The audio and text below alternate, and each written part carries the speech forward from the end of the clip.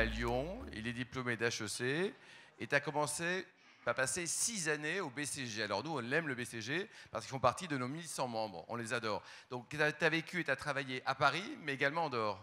Ouais, exactement. Donc j'ai commencé au BCG, d'abord à Paris, puis 3 ans à New York, année très très formatrice, une façon de faire du business complètement différente, des vrais, euh, des vrais skills de storytelling.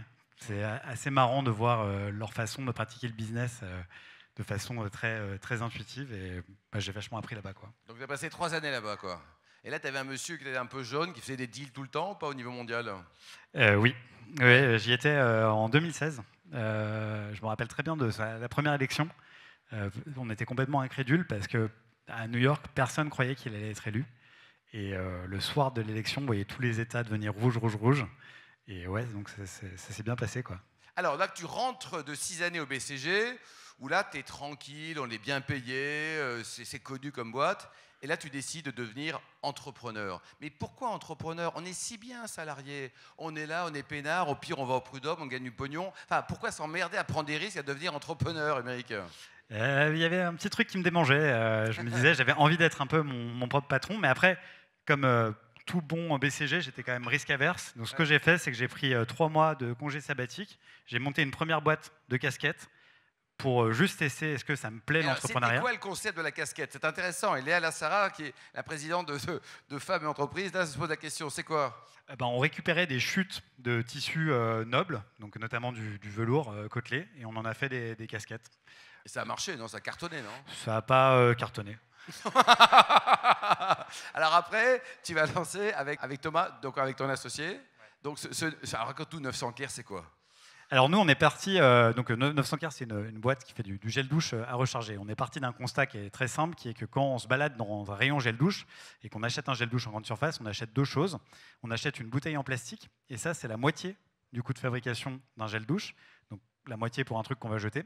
Et à l'intérieur, il y a 90% d'eau, et il y a seulement 10% d'ingrédients actifs.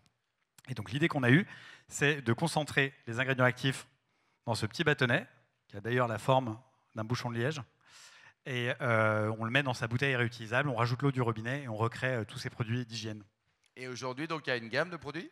Ouais, aujourd'hui, on a tous les produits de la salle de bain, gel douche, dentifrice, shampoing, déodorant, toujours avec ce concept de on vous vend les ingrédients actifs, vous rajoutez l'eau, avec 2 grands bénéfices qui sont 1, on arrête de jeter du plastique, et 2, on arrête de transporter de l'eau, donc ça réduit beaucoup les émissions de CO2. Mais alors, dis-moi, c'est une horreur pour les vendeurs de plastique. Oui. On se fait pas des copains auprès des vendeurs de Ah oui. plastique, mais Ouais. écoute, c'est ça, on est là. L'ambition, c'est de dire, on a envie de transformer ce rayon, on a envie que dans 10 ans, ça paraisse une aberration de vendre des bouteilles remplies Autrement, d'eau. quoi. Ouais. Et alors aujourd'hui, au niveau de distribution, comment tu es organisé? Alors jusqu'à il y a 6 mois, on était purement vendu en ligne avec un modèle d'abonnement. On a à peu près 100 000 abonnés. On fait à peu près 10 millions de chiffre d'affaires. Qui sont les clients? C'est des gens un peu barbus, un peu vieux, bio, tout ça? Là, c'est quoi? Ils sont comment? Ils votent machine? Alors, ils sont je ne sais pas s'ils sont barbus, je n'ai pas les stats de pourcentage de barbe. Mais ce qui est assez intéressant, c'est que quand on a lancé le projet, on pensait que ça allait être principalement des bobos parisiens. Et en fait, ce n'est pas du tout le cas. C'est vraiment très à l'image de la France. Donc, il y a toute catégorie socio-professionnelle. On a beaucoup de familles et on a énormément de gens dans des zones rurales. Et aujourd'hui, donc, tu as fait une petite levée de 30 millions d'euros. Voilà, Avec ça, à part augmenter ton salaire et partir aux Seychelles, aux Bahamas, tu fais quoi avec ces sous? On essaie de se développer. Donc, jusqu'à maintenant, on se développait essentiellement en ligne. Et là, depuis 6 mois, on attaque la distribution en supermarché, hypermarché. On a signé un deal de distribution avec Carrefour. C'est dans quoi d'ailleurs tes pastilles en plastique? Dans quoi? Non mais ça j'ai compris, mais Attends. si on achète dans un supermarché, il faut bien le mettre dans quelque chose, non? Voilà, c'est dans une petite boîte en carton. Et après, tu as ta bouteille réutilisable. Donc tu as 2 formats. Tu as le format kit d'essai, avec une bouteille et cette petite boîte en carton. Et après, tu rachètes juste la petite boîte en carton. Oh, c'est magique, quoi. Donc tu as un Nespresso Enfin, c'est vertueux en plus. Hein. Exactement, c'est le Nespresso du gel douche. Je comprends, tu as levé 30 briques. Alors, l'objectif, c'est quoi? C'est de faire ça au niveau européen, au niveau mondial, de vous développer, Thomas et toi? Ouais, le premier objectif, déjà, c'est de se développer en France. C'est un marché qui est gigantesque. On parle de plusieurs milliards d'euros chaque année sur toutes les catégories de produits dans lesquels on est. Donc, d'abord en France sur le online, d'autres canaux de distribution, augmenter la taille de la gamme. Donc là, on va bientôt lancer toute notre gamme pour la maison. Et après, l'international. Et aujourd'hui, donc, la boîte réalise quoi, 10 millions d'euros de chiffre d'affaires, c'est ça? C'est ça. Et tu gagnes des sous ou tu vis toujours avec les autres? Écoute, pas tout à fait encore, mais écoute, Ouais, ça va venir. vous êtes C'est pas trop loin, pour ça quoi. qu'on lève de l'argent, hein. Ouais. Quand les gens qui gagnent des sous, ils lèvent pas d'argent. Combien de collaborateurs? On est une trentaine. Trentaine. Et alors, donc, c'est quoi? Ça donne du sens à leur vie, à ces collaborateurs? Parce que c'est la grande phrase, ça, on doit donner du sens. Bah, Ouais. pour une fois, toi, tu donnes vraiment du sens, d'ailleurs. Bah, ils sont super motivés par la mission, mais ils sont enfin, à la fois la mission écologique, mais aussi par tout ce qu'on construit, parce que pour faire tout ça, on a dû, par exemple, créer une usine. Donc, on a une usine à Saint-Étienne, enfin, à côté de Saint-Étienne. Et pourquoi Saint-Étienne, d'ailleurs? En fait, par le hasard, on a rencontré une personne qui était spécialisée dans la fabrication de machines à compresser. Alors, je fais un mini aparté, mais en gros, notre technologie de compression se rapproche beaucoup de la compression du bouillon cube. Donc lui, il bossait dans une boîte qui faisait des machines pour le bouillon cube. Il s'est dit, je vois comment l'adapter à 900. Il habitait à Saint-Étienne et on s'est dit, bingo. Bingo. Le plus beau métier du monde, c'est patron d'une PME de croissance qui va devenir un grand compte ou archéologue?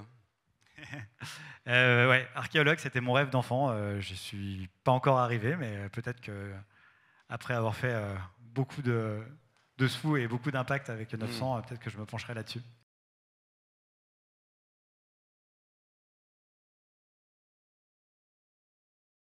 Là, le gros pari, c'est la disponibilité en rayon. C'est-à-dire que sur toute la première phase, vendre en ligne, c'était suffisant parce que c'était les gens les plus motivés, ils étaient prêts à passer un achat en ligne, mais en fait, on s'est rendu compte qu'on avait une belle notoriété, mais que plein de gens qu'on rencontrait avaient entendu parler du produit, ne l'avaient jamais acheté, et on se rendait compte que juste, ils vont au supermarché, ils prennent leurs produits, et ils n'ont pas particulièrement envie d'aller s'embêter avec une commande, un abonnement, etc. Donc c'est ça le gros pari qu'on fait en ce moment, c'est de dire plus on sera disponible, plus les gens y passeront, parce qu'à la fin, c'est plus écologique.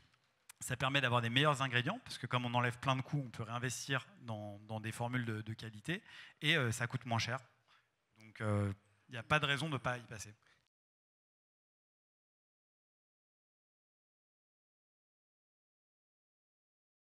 On a fait le choix d'avoir un nom de marque très différent, donc d'avoir un chiffre, pour vraiment émerger comme quelque chose d'assez unique.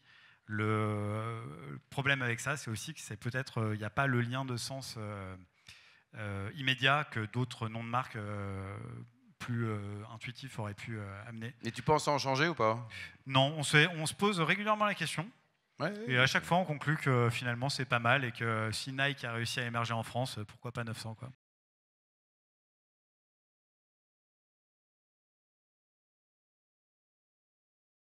Comme disait Alain, déjà, je pense que la première brique, c'est de faire une boîte qui gagne de l'argent un jour. Et pour ça, il faut vraiment réussir à trouver le bon modèle. Et ça se passe forcément en France, pour réussir à trouver le bon mix entre le online, le physique, comment est-ce qu'on communique. Et une fois qu'on a cette recette, en fait, c'est prendre ce modèle-là et aller le dupliquer. Sachant qu'on a des très très bons signaux, parce qu'on a commencé un petit peu à communiquer en Italie, en Espagne, ça marche très très bien. Mais il faut vraiment avoir l'ensemble pour faire une boîte qui est viable.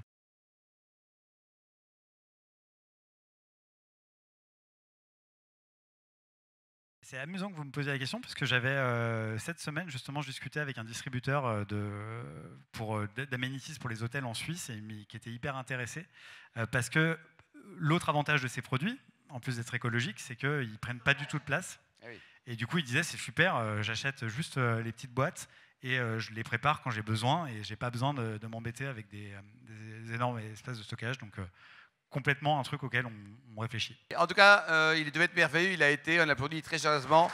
Aymeric. Merci beaucoup.